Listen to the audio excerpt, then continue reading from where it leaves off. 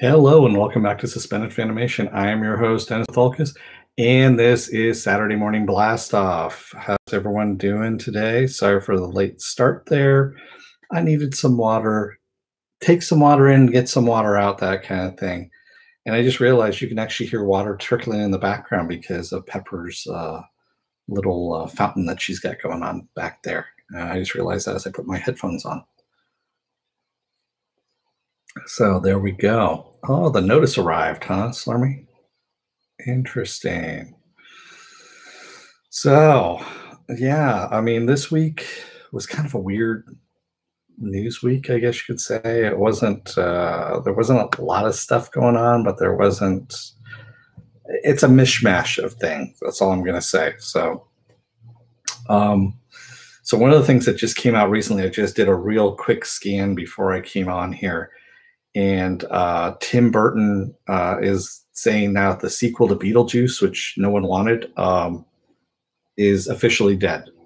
And my guess is because Dumbo tanked so hard over the weekend, last weekend, that no one wants to do anything. I mean, Tim Burton, we're getting postmodern Tim Burton now at this point.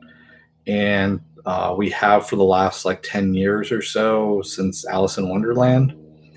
And quite honestly, he's not the same Tim Burton that he was back in the 80s, 90s. So, of course not. But, I mean, no one is. But that's what they are expecting. And that's what I think they were kind of waiting on to see how Dumbo did, to see if he had recaptured some kind of strange magic, which, of course, he didn't.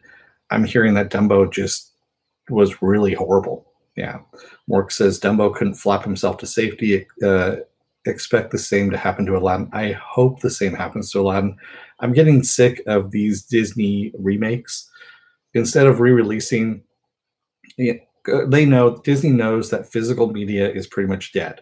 So that re-releasing their classics on DVD, like they were doing with VHS. So every 10 years or so, they would release their animated classics on VHS. Then they would release it on DVD. That is going away. So in order to get new people to watch their old stuff, they are remaking it as live action. That's pretty much what they're doing. And yeah, there is no point to a Beetlejuice sequel, unless you're going to have Alec Baldwin screaming at his kid for, being a fat pig or something like that. Sorry, I kid, Yeah. And for those of you who don't know what I'm talking about, there's a famous case on it. So that's all I'm going to say. Yeah, there really is no need for a Beetlejuice sequel. It was a great standalone movie. I don't need to see the character again, especially with the actors 30 years later.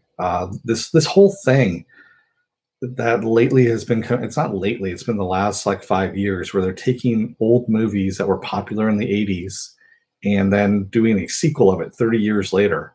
Some movies, sure. Bill and Ted's Excellent Adventure, I can see that. Time travel was involved.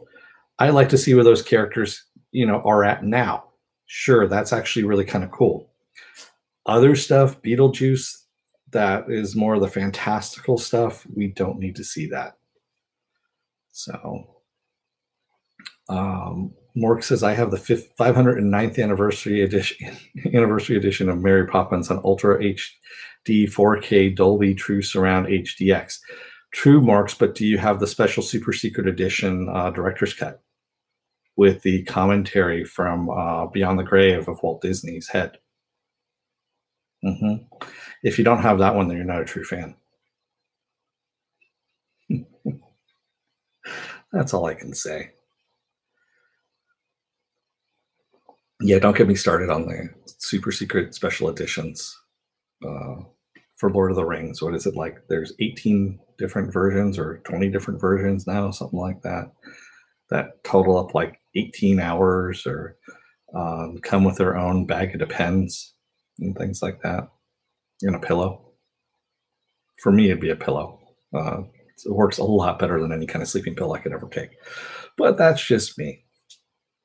So, yeah. So since people are more here in the chat now, I'll talk about this one. I was kind of bummed about this. Got this news right before Happy, and Justin Marks has confirmed that there's going to be no Counterpart season 3. It's officially dead in the water. They were close to a deal with some network. He didn't say which one, but it fell through. There was something they couldn't come to terms on, and so it was dropped. And now he is signed on to another project. He didn't say what that other project is, but Counterpart season 3 is now dead in the water. I'm disappointed by it, but at the same time, I could see the writing on the wall on that one. That one we kind of knew that was going to happen. Yeah, exactly, Viking Bitch. That's what everyone's going to miss from the physical media going away is the commentaries. Yes, I know they're going to have bloopers and all that kind of stuff, or the deleted scenes and all this stuff, but you know, it really needs to be. I like physical media because it means they can't take it away from you if they decide to change they can't change it on you, and they also can't take it away. Lucas is a perfect example of this. We still haven't seen the original theatrical releases come out on DVD. Even though Disney has said that they were going to do it, they still haven't done it. And what is that now? The last time we had the original theatrical versions was on Laserdisc, which was back in the 90s. There you go. I have the original theatrical version. I take that back. On DVD, they did have a DVD version, but that was copies of the Laserdisc versions, which I have.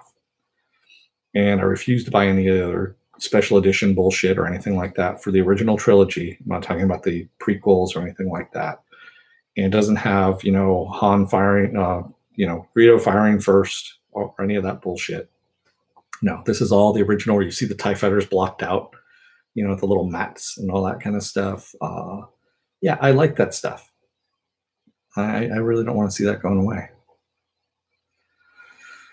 Hey, everybody in the chat. Who do we have in the chat going on today?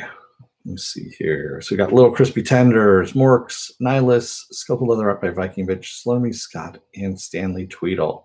Still no Fenobi sightings out there. He's lost out in the wild, out in the work world. But yeah, so that's the reason why you need physical media still is just so it doesn't get changed on you. I mean, granted, sure, you can download stuff. That stuff degrades over time as well. I like DVD as a medium. It's actually fairly durable. It's a lot better than VHS.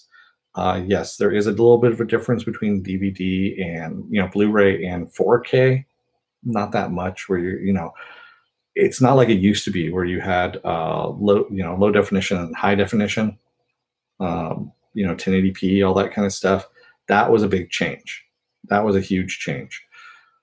8K is coming into vogue now, but it's going to be at least another 5, maybe even 10 years before it actually catches on. And by then, you're going to be going up to 12K and greater at that point. So yeah, it's really, I mean, the resolution always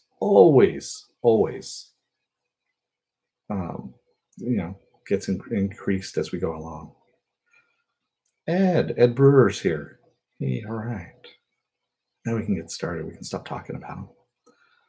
Stormy Scott says Fenobi has sold his soul just to pay the bills. The fool actually likes to eat. I know, really. Come on. Yeah, Nihilus. Special features on Blu-rays are becoming increasingly rare. And I always go back to this. If you go back and take a look at The Thing, John Carpenter's The Thing, and watch the commentary or listen to the commentary on that one, it is literally John Carpenter and Kurt Russell sitting down with a bottle of whiskey talking about anything except for the movie. Every now and then they will chime in about the movie, but it's just them talking about anything else but the movie. Same thing with Mallrats. Mallrats has Kevin Smith and the rest of the group basically bagging on Ben Affleck the entire freaking commentary. They're not talking about the movie at all. That's what's fun about commentaries. That's what's fun about director's cuts, things like that. Brian Hageland, actually, when he did The Payback with Mel Gibson. So there is a theatrical version, which is great. It's good. But if you watch the director's cut, oh my God, it's so much better. It's hard to find, and I have it up in this section over here. But yeah, it is a really a different movie. Quite honestly, it's a different movie altogether, and it feels that way. And just a few things here and there that were added in, some things that were taken out. So there we go. Scope by Viking Beach says, plus Jason passed out on the floor during the commentary, and you can hear him snoring on the floor. Yeah, exactly. Yeah. So there we go. And that's exactly the reason why you want to have that kind of stuff in there. And you're not going to get that with digital. It's going to be slowly but surely phased out. So not really worth it. So John Cho. Yes, everyone knows who John Cho is, right? Yeah. He's Sulu in the Kelvin timeline. So, of Star Trek. There we go. He is going to star in Netflix's live-action series, Cowboy Bebop. So they're taking the animated series Cowboy Bebop and making it into a live-action series. This one I'm all for, to tell you the truth. I dug the animated series a lot. I think I even have it up there in the collection. But seeing a live action version of this is going to kick some ass, I think. And they also announced some other people that are involved too that have been hired on. And I'm calling up the old thing here. So we got Luke Cage actor Mustafa Shakir. He's also going to be in it. If you remember, he was one of the villains in season 2 of Luke Cage. So he was the villain in there. Daniela Pineda, who was in Jurassic World Fallen Kingdom. I don't know who she is. She's very pretty. So there we go. Not that that matters. I mean, and Alex Hassel. And Alex Hassel, quite honestly, just looking at his picture, he looks like a cartoon character. He really does. He looks like a cartoon character come to life. So that's going to be interesting. I wonder who they're going to get to play. Now I'm blanking on her name, the little girl. I can't remember. So, and I'm kind of surprised that Penn isn't here either, because this episode or this series also has corgis in it, or a corgi. Hey, Ed Brewer. Oh, you're going to go and see Shazam? Nice. Yeah, I want to go and see it a second time as well. It's a lot of fun. It's just a lot of fun. Slurmy Scott says John Choi is in a movie. I watched a movie starring him last night. Cover shot. It's him as a fashion stylist who falls in love with a client. Oh, interesting. Yeah, he was also in that really bad remake of Total Recall. He's in it for like a blink and you miss it kind of moment in the very beginning, where Colin Farrell's character comes in to get the memory implant, and he's the guy who's the doctor, if you will, who's putting in the implant, and he's got blonde hair. It's pretty funny. Horrible movie. I mean, just absolutely horrible movie, but yeah. Talk about remakes. I mean, God. So speaking of remakes, Mark Hamill, he's going to be voicing Chucky in the new Child's Play remake. Yeah. I don't know how I feel about this. On one, I don't need a remake of Child's Play, especially since there's going to be a TV series, I guess, of Chucky with the old Chucky, and now they have a new revamped Chucky, and Mark Hamill's voicing it. So I'm like, okay, one, Mark Hamill's voicing it. I'm kind of for that. But then I'm like, it's a new Chucky that's a remake of the old Chucky. I don't know. Yes, Ed Brewer. John Cho is Harold from Harold and Kumar. Yes. Yeah, Kumar still has one of the best lines in there. And I believe it's when he's it's the first movie. Yeah, that's right. When he's doing his interview for med school, and he tells the guy, Fred Willard is actually the actor who he's telling him. He's like, yeah, just because I've aced my MCATs and all that stuff. He goes, just because I'm smart. He goes, just because you're hung like a moose doesn't mean you need to do porn. Which is an awesome quote. It's true. Just because you're talented at something doesn't mean you need to do that as a job. Mork says, I can't think of Hamill as Chucky. Not saying he's a bad choice. He's just too spoiled. It's just too spoiled by him as Joker. He's done a lot of different voices, quite honestly. And yeah, I'm interested to see his take on it, because Brad Dourif's been doing it for, God, what is it now, 30 years, something like that. And Brad Dourif, if you look at him, you don't associate him with Chucky at all.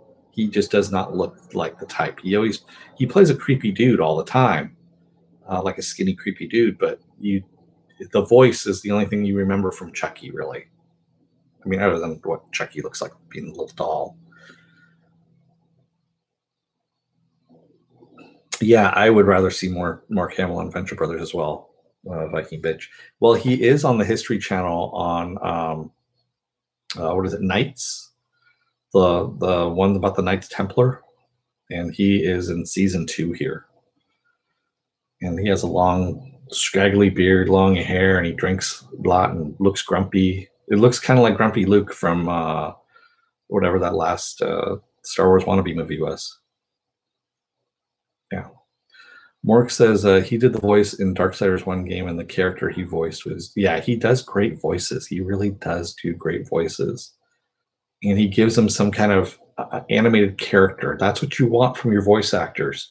You want somebody who's going to give it a life of its own, so that when an animator is going through, because you get the voice work first when you're doing the animation, it actually helps with the animation, because you're hearing the voice and you can see what that character movement's supposed to be. And it helps writing that out. Drawing that out, I should say. Writing that out. Blah. Yeah, it's been a day already. Sorry. I'm trying to get it. That's why I was late this morning. I was trying to get everything together. I had planned to actually put together a Patreon and all that kind of stuff, and that's completely gone.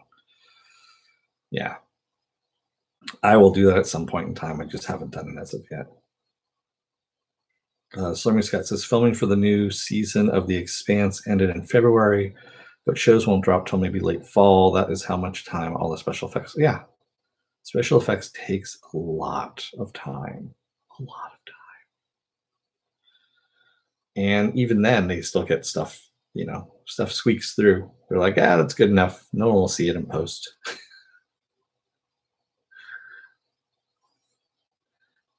More friend visits. I don't know what you're talking about. Like a bitch. Let's see what else we got going on here. Oh, yeah. So my main thing that I had on here, does Avengers Endgame. So Avengers Endgame has a runtime of 3 hours and 2 minutes in length. That's a pretty long amount of time to be in piss-inducing chairs that are in the theater. I'm pretty much a conspiracy theorist when it comes to movie theater chairs. I believe that they are designed to make you pee as much as possible. Because at no other point in time can I sit there. I can sit at work for 3 hours on a chair, not that I really want to, and not have to pee as much as when I'm sitting in a movie theater seat. But so I'm wondering, the other movies have done this in the past. You have an intermission. It's 15 minutes long. It gets people up, moving about, talk, you can talk amongst yourselves, all that kind of stuff too. If you really don't need to go to the bathroom and get some more popcorn, get that drink, you leave some more water out, you bring some water in, that kind of thing. No, I don't drink soda, Stanley Tweedle, during the movie. I don't. I really don't. So it's not that, as you see here, I have this glass of water. I've gone 3 hours before with something about this size at a movie, and just to stay hydrated. That's about it. But yeah, I'm not the only person who's in on this. I know that people go, 3 hours long. Sit through a Lord of the Rings movie. No, fuck no. I don't want to be torturing myself. Yes, I know that there are people who say, the Lord of the Rings movies were longer, all that kind of stuff. No, man. In this day and age, you should have a little bit of an intermission and be able to to get up and go to the bathroom and without missing anything. Having, and I know the reason why they're not doing this is because in the contracts with the studios, they have it built in that you have to have so many showings per day. So in order to have that many showings per day, you need to stack them up, and you also the theaters need to find out if they have enough money, if they're going to be making enough money to have little Johnny and Susie ushers running around there to either clean the theater, which I know they're not going to do in between Avengers Endgame. By the time it gets around the second week, those theaters are going to be nasty as all hell, and also to run the concessions as well. So yeah, it could be worse, Morks. It could be Avengers Endgame Part 1, 3 hours long. And yes, Ed Brewer, I did see the first 2 episodes of The Tick. So Slummy Scott says, I have the prostate of an 80-year-old, and he wants it back. So I pee every 45 minutes. Yeah, I mean, that's what I mean. Yeah, I know smoking wasn't the only reason for intermissions. Intermissions happened in movies because so back in the old days, they actually had movies that ran back to back, and in between they had movie reels, shorts, all that kind of stuff. So it was an all day kind of affair. So yes, they did have intermissions even then with that stuff because of that. Did you miss the review for The Tick? I haven't done that yet, Edward. That's going to be Monday. Monday is going to be The Tick. It's taking over. I planned it this way. So that's what I'm going to say anyway, is I planned it this way so that once Future Man had ended my reviews of Future Man, that The Tick was starting. So I just haven't put it up yet on the schedule. That's right, The Tick Mondays. Skip Load Up by Viking, which says, I think the intermission is a good idea. The theater would benefit because people would be, yeah, exactly. They would go and get more concessions. The only thing is you're adding 15 minutes per showing. So you figure those 15 minutes add up to them not being able to show 1 or maybe 2 more showings per theater. And is that going to cut into the contracts of what they have going on with the studios? Because every theater does have a certain amount of showings they're supposed to show, and for a certain runtime. So they have, it's supposed to be in. Lucas was notorious for this, is that he would force theaters to have Star Wars movies for, what was it, like 3 months or something like that? It was something ridiculous. And after the first episode 1 came out, theaters were like, nope, not going to do it. Not doing that. Sorry, man. You know what? It's going to be an open-ended one on that one. We're going to see how sales go, because they took a bath after that first one. Yeah, the first opening week was awesome because people all wanted to see it. No one knew what it was like. And then when we saw it was just a 5-hour episode of CSPAN with people dressed as aliens, people are like, fuck that. Yeah. But yes, it is, Stanley Tweedle. It is good so far. I'll save it for the review. So yeah, so I'm all for an intermission. I really want to see my bladder survive through this thing. I don't want to have to go running in the middle of the movie to go. I'm probably going to go and see a 7:45 a.m. showing of this, and I'm not going to bother with opening night, the pre-night or whatever it is, all that kind of bullshit. No, I'll go see something in the morning. That's fine. I'm not really up to going late at night and all that kind of stuff, especially for 3 hours long. Stormy says, should I hit the wrong key and had to reboot? There is nothing like theater pizza, part plastic, part cardboard. Depends on what theater you go to, Slurmy Scott. If you're going to that discount theater, of course you're going to get that plastic pizza. There are other high-end theaters that have some good pizza they bring in, but or meals and all that kind of stuff. Yeah. Scope Loader by Viking Bitch says, I have only watched the first episode of The Tick so far. Weekend is for catch-up. Catch-up? What are you going to put on that catch-up? Oh, never mind. Sorry. Bad one. Yeah, I know. Yeah, I actually had to finish Santa Clarita Diet first, season 3, which is fucking insane. Uh, if you guys haven't seen Santa Clarita, I know some people bowed out after the first season or in the middle of the first season. The first season, yes, is a rough one to get through. It gets wacky by the second season. Third season is pretty damn funny. The dialogue in it alone, I actually had to pause because I was laughing so hard at, during the dialogue of some of the stuff. And yeah, Drew Barrymore and Timothy Oliphant are awesome in it. And then their daughter, I can't remember the actress's name, who plays Abby. And Stanley Tweedle, Nathan Fillion is still in it. That's all I'm going to say. Yeah, that's all I'm going to say. So yeah, and Abby has stepped up to the plate now at this point too. Yeah, there's just some funny stuff. I mean, I posted some of the stuff on Facebook, which just made me laugh. Like one of the lines was their neighbor comes in and says, "Where do you keep your booze at?"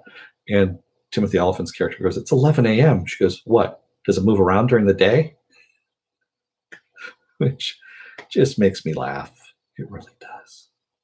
That's some good comedy right there. Okay, when he left the first time. He hasn't left, Stanley Tweedle. That's all I'm going to say. Nathan Fillion is still there in. Yes, I like the bad puns, Ed Brewer, especially stuff like that, the smart-ass stuff. Slummy Scott says, "Good old Regal 18. You can watch movies till you drop. They don't check tickets once you get inside." Yeah. We have that here too. We have the Haunted AMC. I call it haunted. It's haunted with the souls of crushed souls of all the people that have worked there, and they really don't check anything at all. They're just like, yeah, whatever, go on in. Did you pay for a ticket? I don't care. There was a lot of shoveling involved. Yeah. Okay, so what else we got here? So there was a big thing that happened in Las Vegas this last week, actually last weekend and into this week, where it was CinemaCon or something like that, where they're talking about all the different movies that are coming out and kind of an expo of movies, if you will, and talking about what movies are coming out, what's planned to come out, all that kind of stuff. So Disney, remember they took over Fox? Yeah, that's right. So they want some more movies from the Aliens and the Planet of the Apes franchises, is what they've said. And they are actively seeking now to expand that out. And I'm kind of wondering about this. I'm like, okay, are we going to get shitty versions of this? Of course. I mean, when you start having, I mean, shittier versions, especially when it comes to Aliens and Ridley Scott.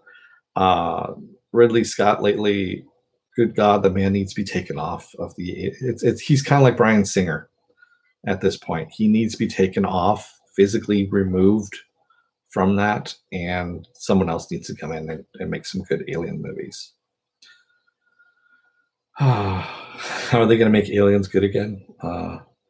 MAGA is make Aliens good. I'm sorry. Oh man. Yeah. How are they going to make this? How are they going to make this franchise viable again? They need to bring someone else in, and I'm blanking on his name now. Who had an Aliens idea, and I honestly can't. Neill Blomkamp. There we go. Neill Blomkamp. He actually had a really good idea for Aliens, and unfortunately, it got trumped because of freaking Ridley Scott's idea to make Alien Covenant. And Alien Covenant sucked balls. I'm sorry. I tried watching 5 minutes of that shit and I turned it off. It was that bad. And yeah, I would have rather have seen Neill Blomkamp's idea, which I think was going to bring it back to Earth at this point. And that's what we really need. You need aliens to come back to Earth. You don't need Ridley. Excuse me. You don't need Ripley to come back either. You can still have the aliens come back to Earth, have a new cast, if you will. You can have a single person as your star. Still, you don't need to have a group ensemble to do this. And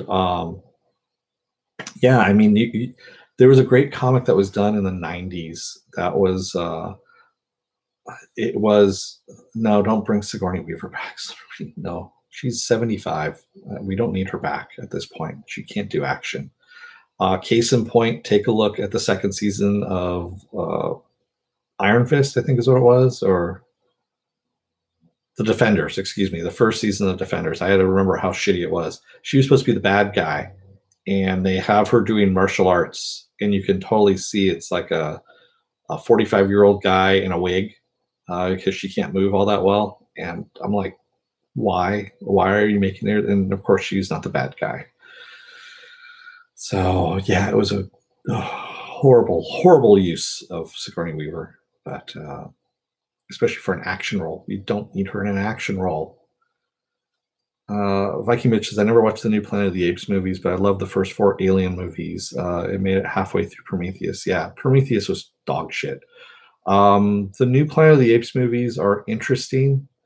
They are more CGI. And I know Andy Serkis likes to say they're high cinema because of he did it, and he did the facial expressions of Cesar and a couple other apes. I'm like, I really don't give a shit about that.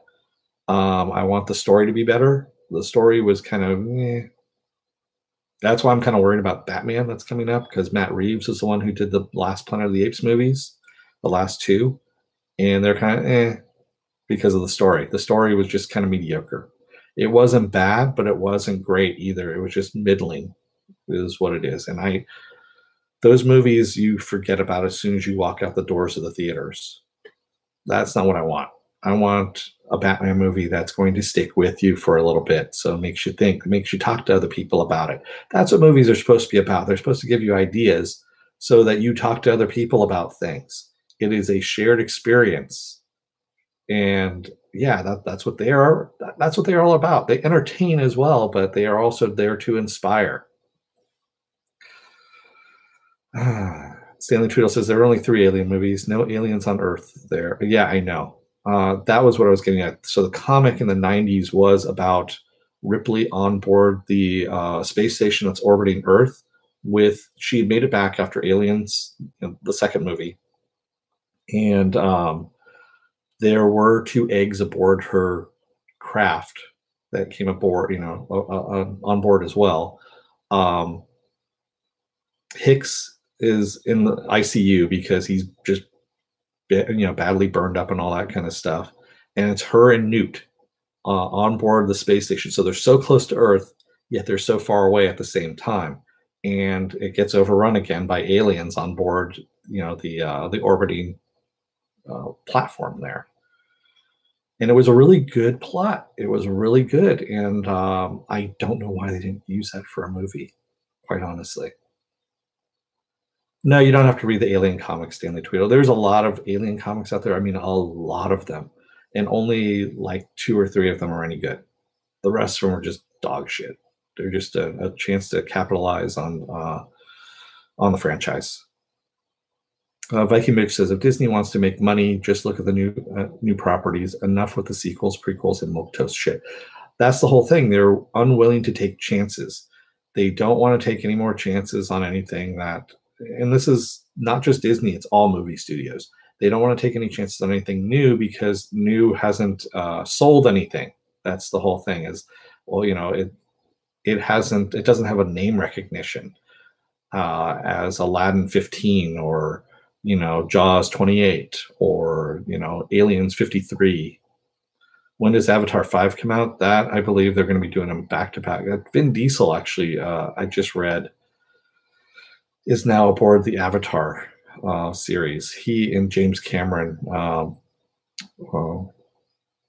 was going to say something really highly inappropriate and about the picture of them 2 together on Twitter, but I'm not going to say. You can already guess what I was going to say on that one. But yeah, they had a picture of each other on Twitter, and they are both looking at each other's eyes lovingly and saying that they're great to work together with each other or whatever. Stormy Scott says Alien Comics sounds like the Star Trek books. So many, some are even good. Yeah. Dark Horse was the one that started doing that in the 90s. It was pretty much right after the Aliens, James Cameron's Aliens, and they were making the best stuff out there. They actually had some really good, for a while there, I think a good part of my collection was some of the Aliens books from Dark Horse because it was good. So Mark says Vin Diesel and Idris Elba are the main characters of Avatar 5. Probably. Stanley Tweedle says, but are they talking about Avatar movies for 10 years now? Yeah, they've already wrapped on the first one, if I'm not mistaken, on the first sequel, and he's working on the other ones. He's supposed to be doing them back to back, is what's going on, because Sigourney Weaver isn't getting any younger, and neither is James Cameron, and she's in it as well. So they're going to be seen. Well, unlike, for a while there, remember last week I was talking about the New Mutants movie and how no one heard anything about this. This was a movie that was supposed to come out last year. It was supposed to come out last April, a year ago. It got pushed back 10 months, and it got pushed back another 6 months. So the new date was supposed to be August 2nd, 2019.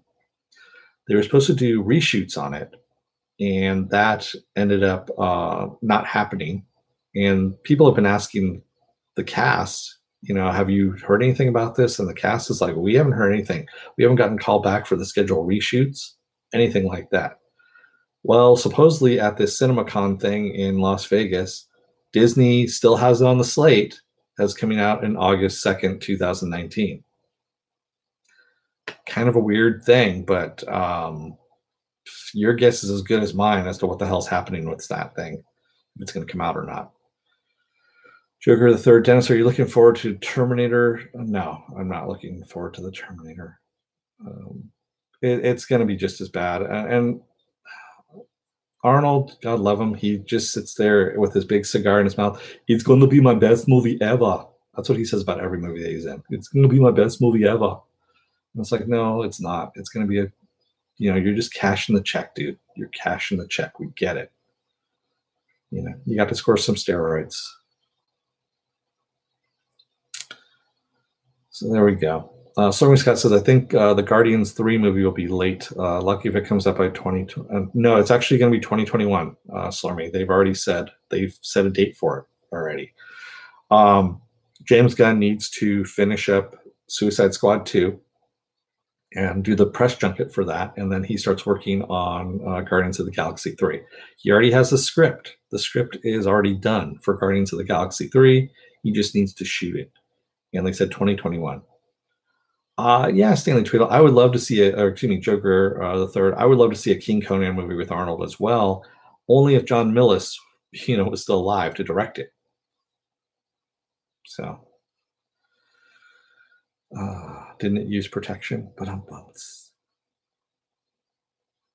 There we go.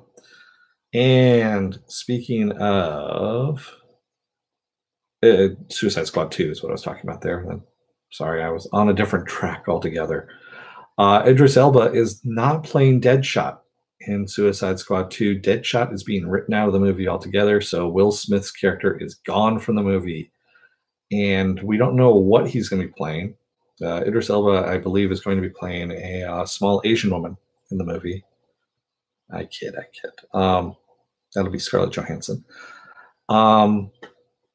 But no one knows who it's going to be, what he's going to play. But there you have it. There's a lot of vagary that was going on this week. In a lot of the news, it was just like, okay, so you say this is happening, but you don't have any details on it. Okay, thanks. Thanks a lot, man. No, Stormy Scott, it's an old joke, is that Scarlett Johansson is going to be up for all these different roles, and of course there's going to be protests that happen, and because of that she's going to be replaced by Idris Elba. So it's just an old perverse joke that I have, because it seems to be that's what the case is now. Joker the Third says the first Conan is a great childhood memory. James Earl Jones was total villain, turns to a snake and uses snakes as arrows. Yeah, exactly. Yes, I am going to talk about the Joker trailer, Stanley Tweedle. Keep your panties on. Come on, just wait a second. Yes, I did. You know, you go back and watch that movie, and it's a great teaching tool for filmmakers, quite honestly. You have a main character who doesn't say anything except for Crom, the word Crom, like, I don't know, for 20 minutes, something like that in the movie. And yeah, it's interesting. And it works. That's the whole thing. It's because, again, show, don't tell. That's what John Milius was all about in his movies, was you show people what your story is. You don't tell them what it is. You don't have a talking head sitting there telling you what's going to happen to spoon feed it to people. You actually show them what's going to happen. Well, yeah, he didn't have a really good grasp of the English language at that point still. And so, yeah, he still doesn't really. But I am Groot. That's right. I am Groot. Language. Yeah. So the Joker trailer hit. The one with Joaquin Phoenix. And we're back to the dark and gritty bullshit again. How do I feel about it?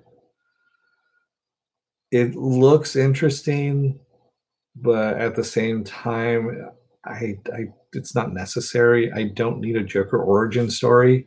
That's one of the things that makes the Joker is you don't know where he came from. He doesn't even know where he came from, really. And to spell this all out and make a purpose for him, it's the same thing. It's the same mistake they made with Vader with episodes 1 through 3. That's all I'm going to say. You have your same mistake happening right now in the DCEU. You do not do an origin story for the Joker. It's like you don't do an origin story for Darth Vader either. There we go. Either. Yeah, Silver Spike. Everyone's going to agree to disagree on things. That's what it's all about. We're all not going to like the same things, just like we're all not going to hate the same things either. So, or dislike the same things. That's the way it happens. And welcome again, Silver Spike. Yeah, I guess you can take it as an Elseworlds, Nihilus. I can see that. Yeah, the thing is, though, they're trying to work. I know they're going to try and work it in. If it becomes a popular movie and it makes money, they're going to try and spin it off into a new universe of dark and gritty bullshit. Is what they're going to do. That's my fear of it. And I like where the Shazam movie is going with the direction of the DCEU right now, versus that's actually more DC centric. That's a DC universe versus the Snyder Murderverse that we had. Even though it is set in the Snyder Murderverse, it has a much lighter tone and a much better tone, and actually something that's more faithful to the DC comics. And then you go back to this thing and having this Joker. And if you're saying, okay, you're going to, darken things up again, and if it does well financially, that's what the direction they're going to go into, because Warner Brothers executives, as they're getting butt chugged by their interns, are going to go, hey, look, it made some money. Let's go and do this. We're going to, yeah, that sounds good. We're going to make some more money off of this. And that's the way it goes, unfortunately. Silver Spike says, but if you don't know where it's going to go yet, I think the Joker lends itself to a warped, darker tone. It does, but like I said, I don't want to see the movies go that direction, and that's where I think it's going to happen. Joker the Third says, Dennis, I binge watched the last episodes of Clone Wars last Sunday. I believe Clone Wars are now gone on Netflix as of April 6th. Ah, okay. Yeah. The last episodes, or the last season, the lost season that they call it, was actually supposed to be a real season, and they canceled it. So that whole bullshit of it being the lost season, it was like, no, it was already done.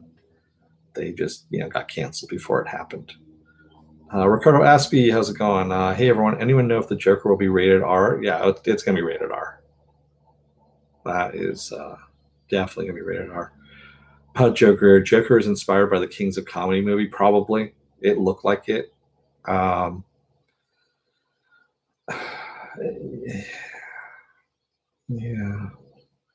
Yeah. Stormy Scott, Cesar Romero was his own kind of Joker. He really was. I mean, especially refusing to get rid of the mustache that they painted over the mustache, I thought was pretty damn funny. Leto's, you liked Leto's Joker, the Hugelo Joker? I didn't like that one. That Jared Leto's Hugelo Joker, I'm not a fan of at all. Yeah. I mean, if Mark Hamill could find the fountain of youth, and turn back the clock 20 years, he would be a great Joker, physically and voice-wise as well. He actually played the Joker of a sort in the old 90s Flash TV series when he played the Trickster. If you go back and watch those episodes, it's only 2 episodes of it. It's the Trickster and the Return of the Trickster. He does a great Joker in that, and that is prior to him becoming the Joker on Batman the Animated Series. So, yeah, I know the trailer has gone down very well, Silver Spike. For me, I'm just kind of worried as if this movie takes off. I know where the Warner Brothers executives are going to go with the tone of the rest of the DCEU movies, and I don't want to go in that direction. We've already gone the dark direction. The dark direction sucks for the other characters. They can't seem to separate out that different characters have different tones. And instead what they do is they go, oh, well, the audience likes this dark, murdery tone. Let's do it for everybody. Yeah. Doesn't work that way. If you had Shazam out there murdering people and things like that, no. A 15-year-old kid in a, man's body. And it just wouldn't work. So Slurmy Scott says Jared Leto was excellent in Dallas Buyers Club. We disagree on him, Dennis. I'm not saying he's a bad actor. I like Jared Leto in quite a few things, Fight Club being one of them.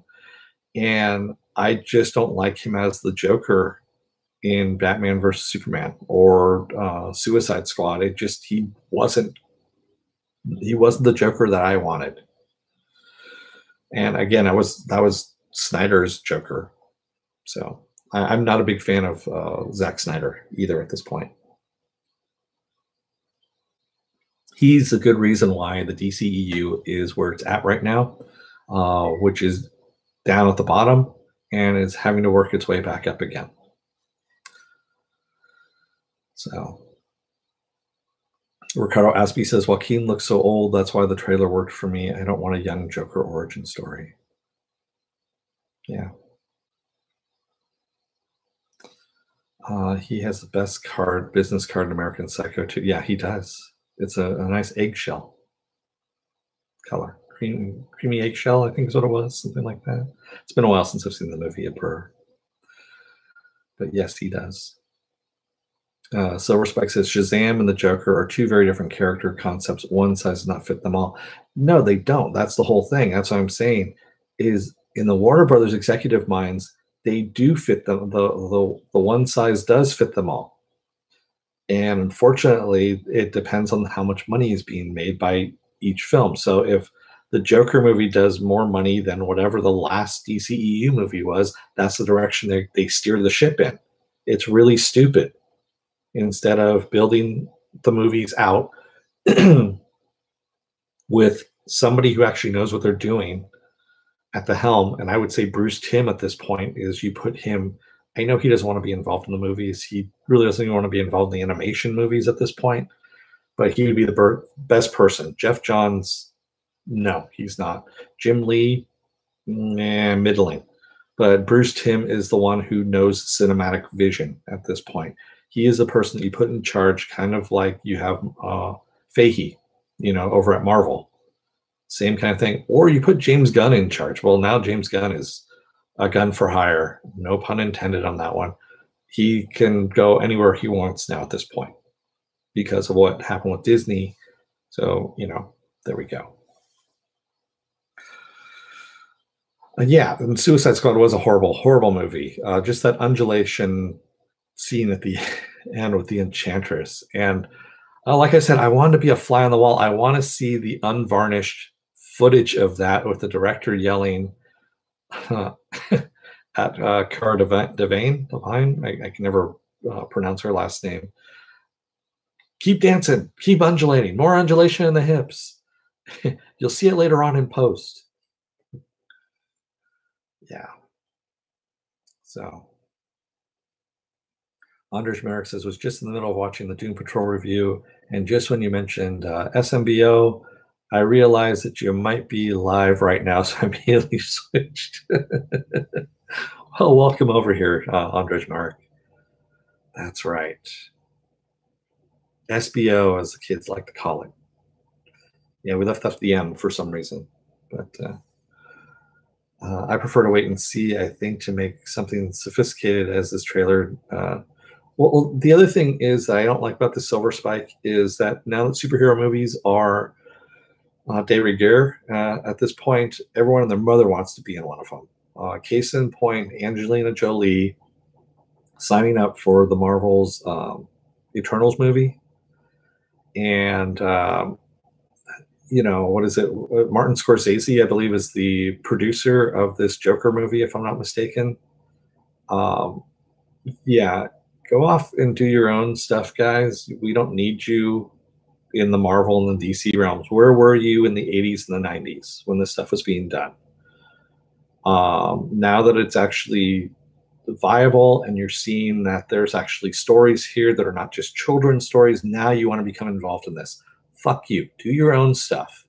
You can do your own art house bullshit that you want to do on that kind of stuff someplace else with another character.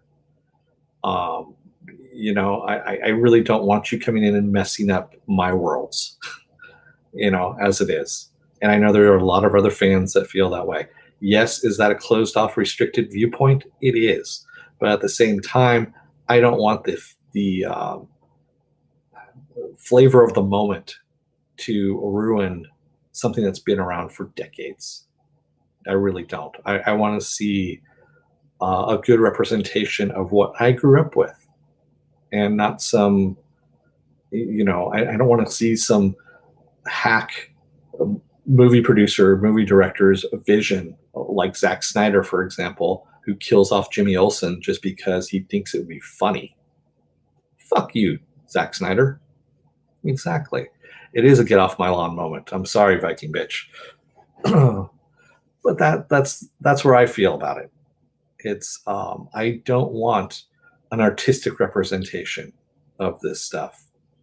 I don't want somebody's else's take on this. Or we get enough of that in the comics too.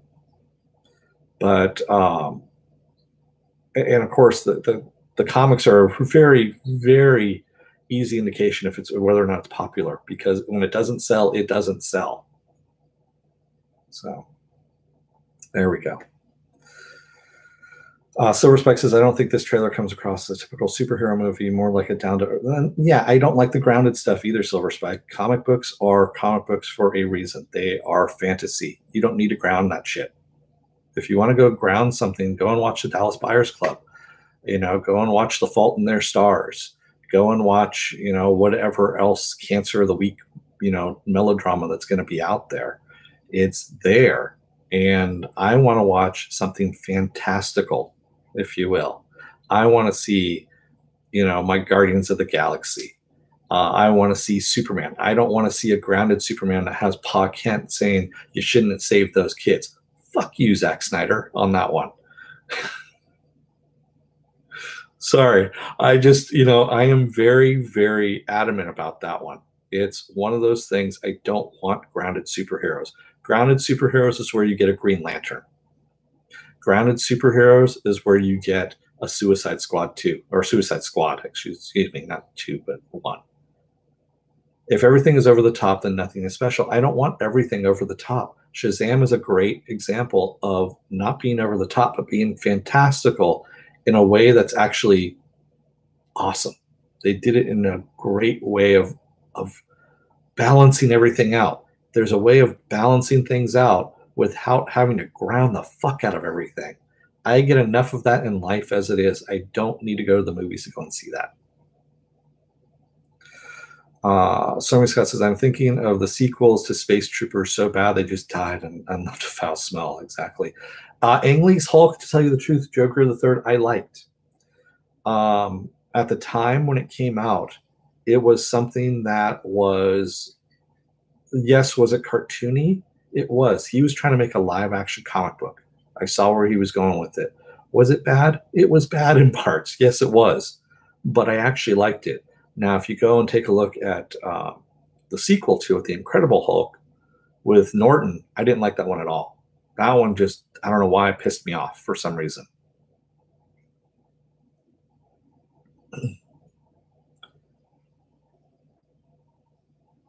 Actually, I disagree with you on that, Silver Spike. The Joker can be done for comedy if it's done as dark comedy. I say you can actually do the Joker as a horror movie if you really want to do it, and like a thriller movie, and that's the way you really could do it, and you can still actually work in some really good dark comedy into it. So, but anyway, let's move on to something else. Yeah, this one was actually pretty damn funny. Avengers Endgame tickets are going on sale on eBay for thousands of dollars. Now, I'm talking like $15,000 is a buy it now price on one of these Avengers Endgame tickets, and some of them are not even for opening night. It's just, yeah. I started to laugh about this, going, okay, so you can't wait a couple of days and go and see it later on. You need to be in there. And then also the audacity of people to sell tickets at thousands of dollars and thinking that someone's going to buy it. And I'm wondering, did a whole bunch of people like go out and buy like a whole movie theater full of tickets and then go, okay, I'm going to sell them for thousands of dollars. I'm going to be rich because people are going to go and see this now. I mean, come on, dude, really? Yeah, like the Super Bowl? No, it's not like the Super Bowl, man. I can go to the next theater over and go and watch it there. Yeah, I think Endgame's going to be decent. I mean, is it? I don't think it's going to be. It's the Russo brothers, one. So everything the Russo brothers have touched lately has been beautiful. So yeah, I'm not. I don't think it's going to be disappointing. Yeah, Viking bitch, exactly. There is a sucker born every minute. Why would anyone pay thousands of dollars for a movie ticket? I don't know. I mean, if it was a live action, if you're doing a play and they're trying to do the special effects in real time, sure. But it's a movie. I mean, yeah. Just $1,500 per. Oh, man. No, you know how much I would pay to go and see Avengers Endgame? $15 to $20. There we go.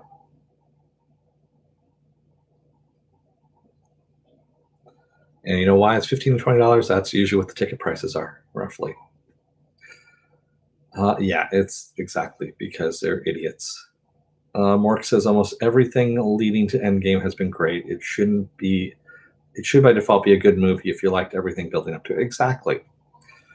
I mean, I would say the only thing that had a misstep was Captain Marvel. And that was because there were 7 different writers on that damn thing, and it felt like 7 different voices. It really did. There wasn't a cohesion to it, and they rushed it. And quite honestly, I didn't think the character was necessary. It really wasn't. I may change the tune, after I see Avengers Endgame and find out what they have in store for her, but it wasn't anything that was spectacular. Unlike Spider-Man. Scuffle by Viking Bitch says there was once a person that paid $10,000 for an invisible piece of art. She got a card that said air. Yeah, there is really a sucker born every minute on that one.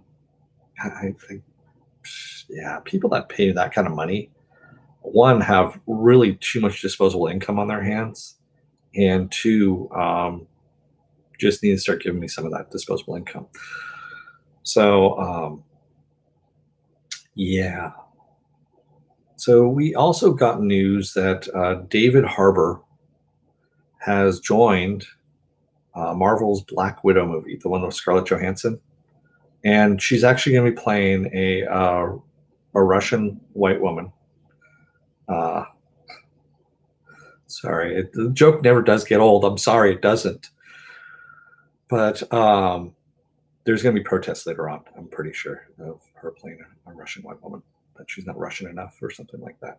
But anyway, David Harbour has joined Marvel's Black Widow movie, and Rachel Weisz is also in talks at the moment to join it as well.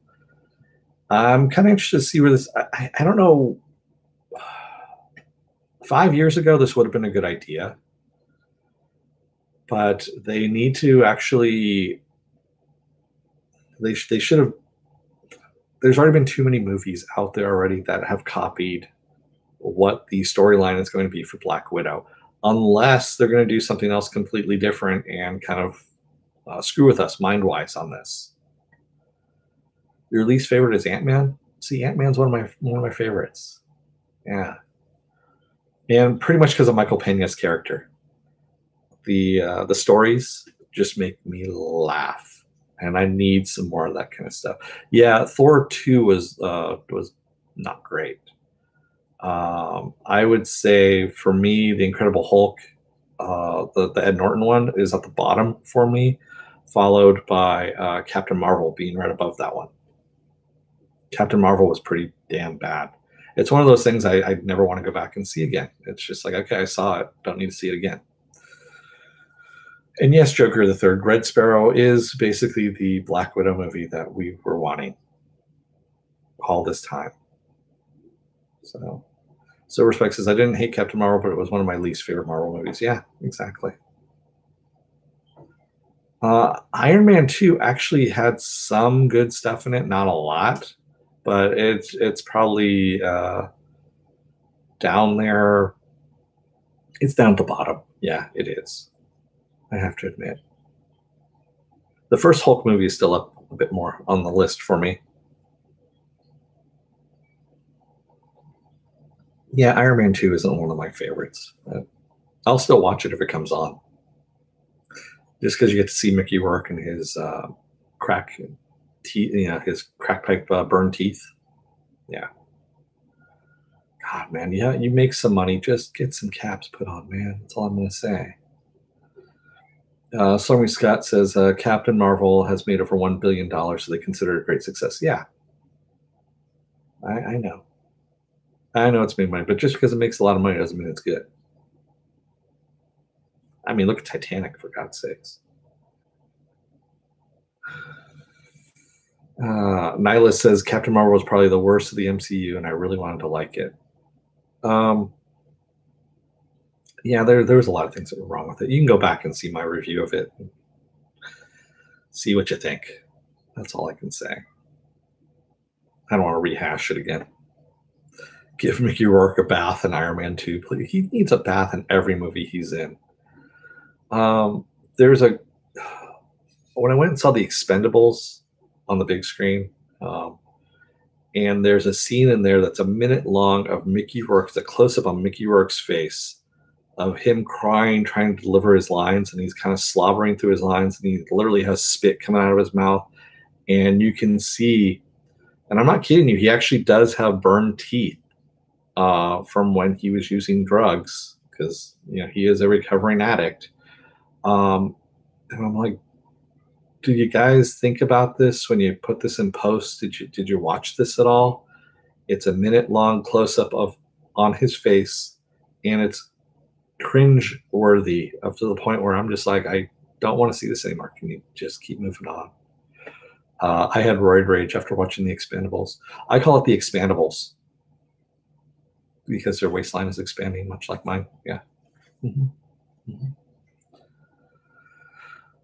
Adverse says, so Liam Hemsworth is playing Hulk Hogan in Netflix movie. Yeah. Mm-hmm. It's a success money-wise, story-wise. It's not super bad. It's not super good either, Marks. The Real Hulk is the producer. Oh, yeah. Yeah. It's going to be whitewashed of anything bad in his career that happened. Because there's a lot of shady stuff in Terry's career. Terry, by the way, being his real name. So,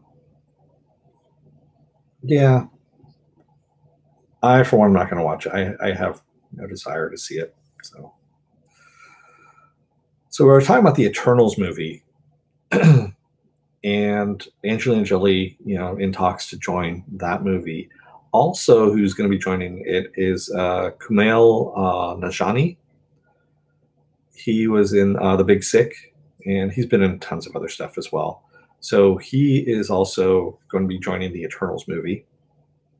And he's also going to be in a film for Legendary, which looks fairly interesting. It's something that I'm really looking forward to. It's called Any Person Living or Dead. So Any Person Living or Dead is based on a short story that is done by, here we go. It's a film adaptation of Simon Rich's short story that was picked up by Legendary Entertainment. And the story follows a brilliant reclusive scientist who, using his homemade time machine, gathers a roundtable of the greatest minds in history, Shakespeare, George Washington, Aristotle, etc., to solve all of humanity's problems. Unfortunately, his plan fails to take into account language barriers, ancient racism, and the tendency of medieval men to commit murder. Instead of learning from these great men of history, our hero has no choice but to hunt them down and blast them to the past before they can ruin our future. That, to me, sounds like comedy gold right there. Much in the same way of Bill and Ted. And that's what I'm looking forward to. So there is your next thing to look out for, I could say. And that's probably not going to come out till next year at some point in time. But there we go. What else? Stormy Scott, he was good in Copland. Yeah, Copland was Stallone's return to drama, if you will. He had strayed off into the action, realm and then came back again. Creed was decent, the first one. I haven't seen the second one. The second one I just didn't have any desire to see for some reason. I don't know why.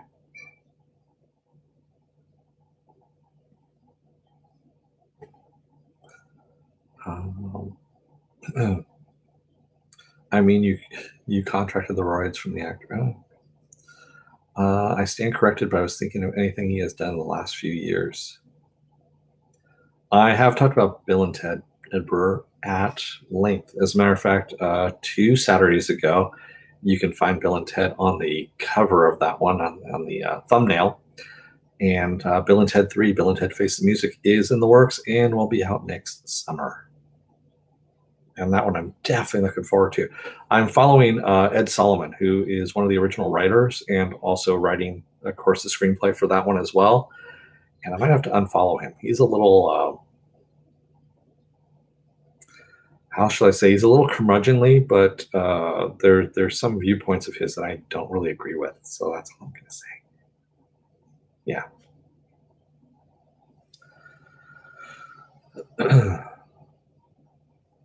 Let's see what else we got here. Oh, yeah. So I've got a few things left here. So Emily Bett Rickards, who plays Felicity Smoke on Arrow, she is going to be leaving Arrow in season 7, not season 8. So season 8 is going to be the final season of Arrow. She is going to be leaving ahead of that in season 7. How do I feel about that? I don't know, to tell you the truth. Right now, I'm kind of watching Arrow, I think, out of habit more than anything else. And if I forget to watch it, it's kind of not really any big deal. Right now, I'm kind of liking more of the flash forward stuff that has nothing to do with Arrow or, any of those people involved. I like the kids a lot better that's happening. Thank you, Stanley Tweedle. I'm liking the kids stuff in 2049 more than I am what's going on now in in Arrow, in the now time, if you will, 2019, because it just seems to be kind of boring, to tell you the truth. So will her subtraction from the hurt this series? I don't think so. Slurmy Scott, Dennis is a curmudgeon in training. I give him 10 years and he'll be fully developed. Slurmy Scott, I'm already a curmudgeon. You can ask all the neighbors around. Mm-hmm. I got my knitted, sweater, the sweater jacket and all that kind of stuff. Go and walk outside with the dogs and stare at people. Yell at kids, all that kind of stuff, yeah. Ed Brewer says, I stopped watching after season 4. Yeah, you were the smart one. I didn't learn my lesson. I should have, but I didn't. Yeah, I still need to go and watch. We just had the premiere of Legends of Tomorrow. Stanley Tweedle says, I think I agree with Dennis. He's already very proficient. I am. And Scream, get the hell off my lawn. Well, if I had lawn, sure, I would do that. But now I just yell at them, get off my steps. Yeah. And shut the hell up, you little bastards. What are you, adopted? That's what you're supposed to say. Because if you really want to give them a complex, and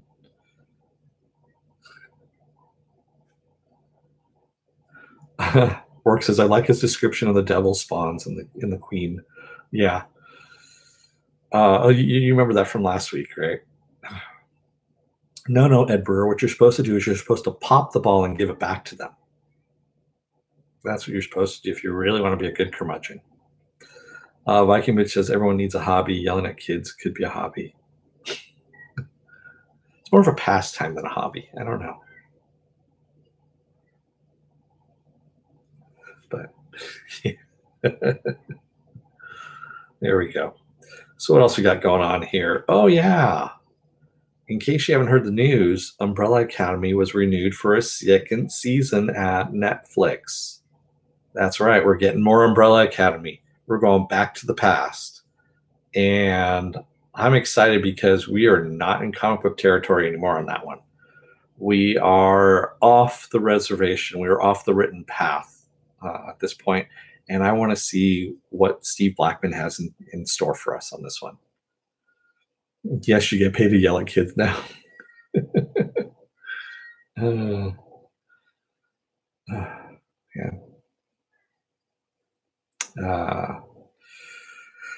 So you made your hobby a profession.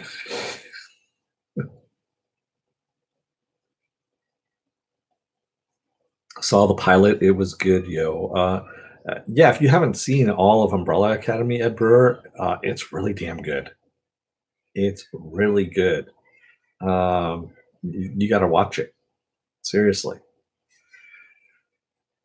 So, yeah, who doesn't like the Muppets? Joe Greer? Come on. Slummy Scott says, VB, if you need a break, we can send Dennis to fill in. No. I've got enough work as it is here. Yeah, Ed Brewer, that's you and I both. There is a lot of stuff coming out. That's why I'm trying to just watch The Tick all at once, and then that way I can go back again and just rewatch the episode and catch the things that I missed, while enjoying, doing joyful watching. That's what I do with Future Man, and it works fairly well. I'm with Doom Patrol. That's the thing that kind of sucks about it, is I really want to just enjoy watching it, but at the same time, they haven't dropped everything all at once. So I have to watch it each week and then try and get it out before it becomes stale. So that's why, you'll see me make mistakes every now and then on what I'm watching, because I don't catch everything when I'm writing notes. Yes, I like it too, Viking Bitch, because there's nothing on Mondays. And this is the easy way of doing this. Even though now I have CW Live, I've thought about doing Legends of Tomorrow live, right afterwards, but I don't think there's going to be that big of an audience for it. You guys can hear someone crying in the background. The kid, that's the little bastard that I want to. Yeah. Great. I'm glad that's making it into the. It's right across the way. So when watching Umbrella Academy, notice what mom is embroidering. It's a strange clue. Huh. Slummy Scott, I saw that you had put something about that, but yeah. I hadn't seen that. I have to go back and take a look at it myself. So what else do I have here? So I got two things left here. So we've got Gotham is returning on April 18th and the 25th. That's the final 2 episodes. And they have Jeremiah as the Joker. Is it Jeremiah or Jerome? Jeremiah, there we go. As the Joker.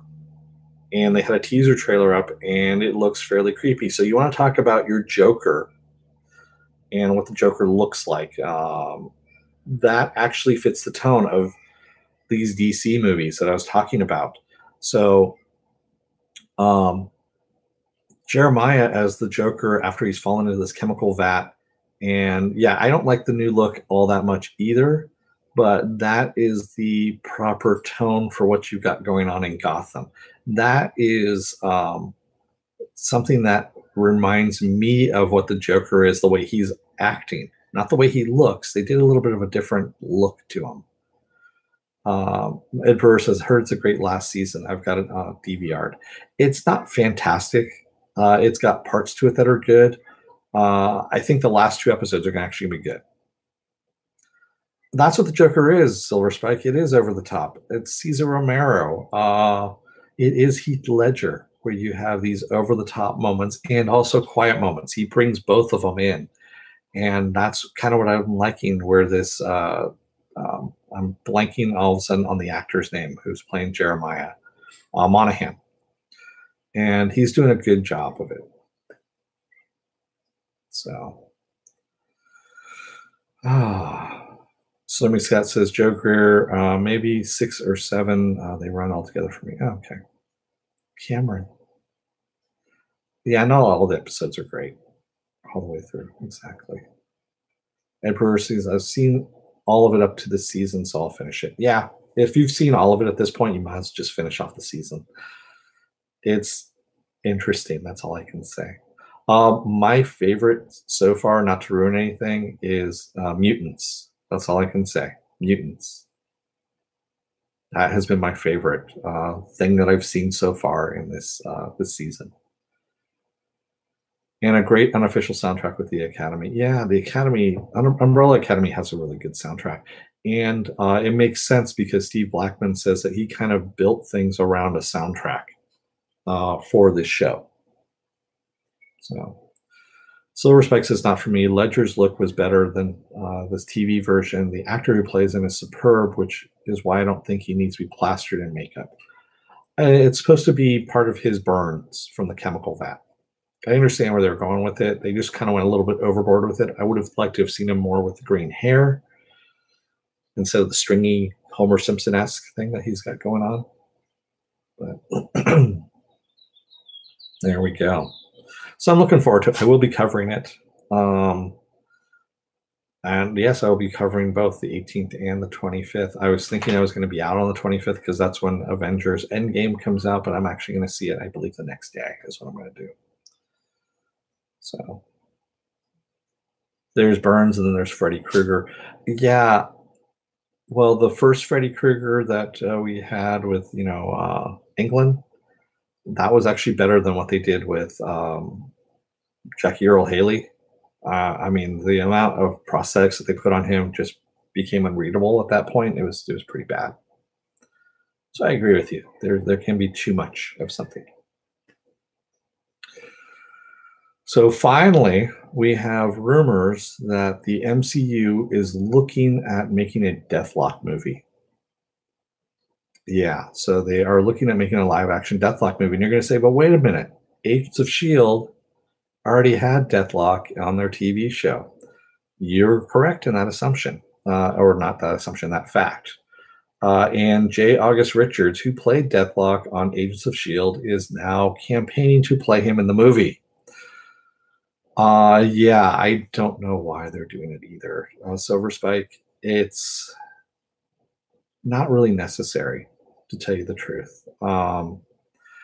Actually, it could be interesting if they do it like the comics. There was a version in the 90s where he is actually fighting with the computer most of the time. The computer is trying to take control of him, and he is actively shutting it down from taking him over and making him into a complete and total killing machine. That was actually fairly interesting.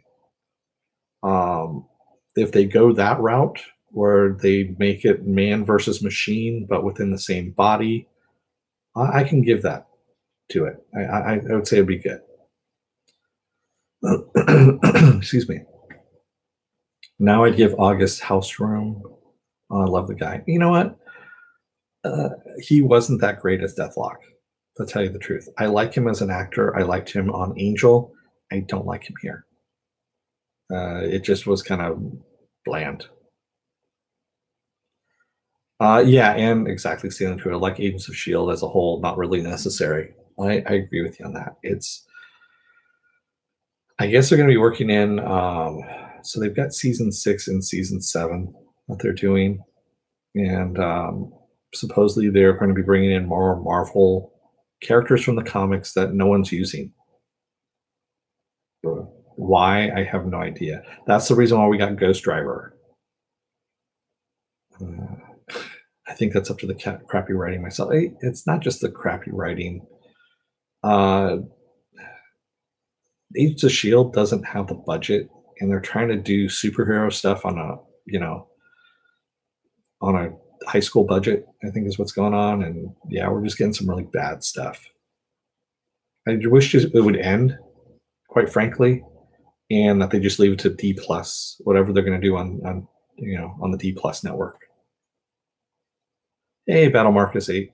I'm just getting ready to wrap things up. That's what's going on. Somebody Scott says, hard to believe Agents is still on the air. I gave up after season 2. Yeah, you were the smart one. I was watching it just so, because people kept asking me about it. What did I think about it? What do I think about it? So I'd watch it. I'm like, God, this is horrible. This is really, really shitty. Why am I still watching this? So we're in space in a windowless bunker. Yeah, we're on a sound stage. Exactly, Stanley Tweedle. Yeah. So I'm not really thrilled about it myself. So, but there you have it. What is everyone else up to? What are you guys interested in that's coming up here? I mean, other than Avengers Endgame and Hellboy. Hellboy's coming out next week. Yes. I'm kind of surprised that there isn't a bigger media push than there has been for this Hellboy. I'm kind of figuring it's going to tank. Just from seeing Game of Thrones. That's right. I am going to be covering Game of Thrones on Sunday. Sunday. So I will be covering that because that is coming out next week as well. Yeah, God. Cobra Kai. That's right. Cobra Kai. I'm going to try and work that in as well. I hope they improve the makeup. You're talking about Hellboy? Oh, yeah, that's right. And The Boys and Good Omens. That's right. Yeah, Dark season 2, I heard. Yeah, and I heard they got renewed for a season 3, if I'm not mistaken already. Or maybe it's a season 2. I can't remember offhand. There's so much news that flies around. Silver Spike says, I'm watching What We Do in the Shadows, the TV series. Looking forward to see how the new Hellboy movie shapes up. Yeah, you know what? I never did get into the What We Do in the Shadows TV series. I keep forgetting about it, quite honestly. Sorry. Yeah. I've got the first one on DVR, but I just haven't watched it. So, yeah. Oh, man. So, get some business out of the way. If you like what you see, hit the subscribe button. Also, hit the like button. If you don't like what you see, hit the dislike button. But I just asked if you hit the dislike button, go down in the comment section and let me know what it is you don't like. I like some constructive criticism, not just, you're funny, you're funny looking or whatever. Yeah, whatever. Just tell me what it is that, give me some constructive criticism I can work with. There we go. If you want to see when I'm going to be on live next, hit the little bell. If you've already hit the bell, don't hit it again. It will unclick it. So you get a 50-50 chance of YouTube actually telling you when I'm going to be on live next. I guess it happened just before I went on here. I just sent it out. Also, my schedule is up on suspendedfanimation.com. It is also up on Facebook. I have a Facebook page. I am on Twitter, and I'm on Instagram as well. So I'm on all of those places. And it went up, Dennis. It's now 69%. What's at 69%? I didn't hear what you were saying about their Morks. Sorry. Oh, the Hope Bell. Oh, it went up to, there we go. It's not 50% anymore. It's now 69%. That's awesome. And if you're still on the fence about joining, you're going to see some videos that pop up here, or a video that pops up here. It's going to take from my video library based on what you've been watching, and it's going to give you the best video out of my library that appeals to you. If you like what you see there, you can hit the subscribe button over in this direction, and all is good. So with that said, tomorrow is going to be Love, Death, and Robots at 5 p.m. Pacific Standard Time. Mondays is going to be The Tick. Wednesdays is Happy.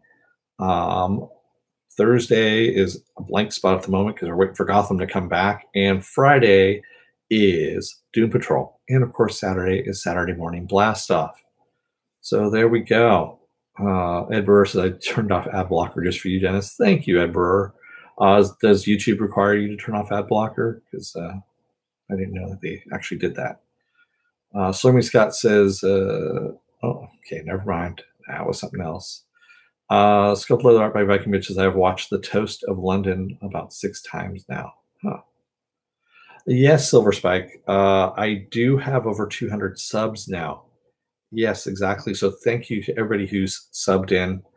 And I'm looking forward to another, 200 or more. I want to keep going up, of course. I will be setting up a Patreon. I just didn't get to it this week. There is so much stuff happening at work and otherwise here. So I will let you guys know when that actually happens. I'll post something up. Andres Merrick says, would you consider doing a read-only Google Calendar that we can sub to have the full schedule for notifications? I go week by week, Andres Merrick. So honestly, what's up on the website is really what's up because I can't go beyond a week, quite honestly. I never know what's going to happen in my day-to-day life, to tell you the truth. So things actually change quite frequently. So I don't schedule out more than a week, unfortunately. So what you see on the website is really about as far as I've scheduled out. Silver Spike says, you'll get there, Dennis. Slow and steady. Yeah, exactly. I'm not in any rush to do anything. Head Brewer says, I've got like 136 fake accounts signed. Thank you, Ed. I knew there was somebody in here that was doing that. So there we go. So some kids to go and yell at outside. Take a look at the videos up here. Subscribe over here. I'm going to let you guys go for the day since it is Saturday. Go and have fun. Don't let the door hit your ass on the way out. Otherwise, you may end up watching some rerun of Captain Marvel or some equivalent. Maybe even Howard the Duck. Who knows? Thanks, everybody. Take care.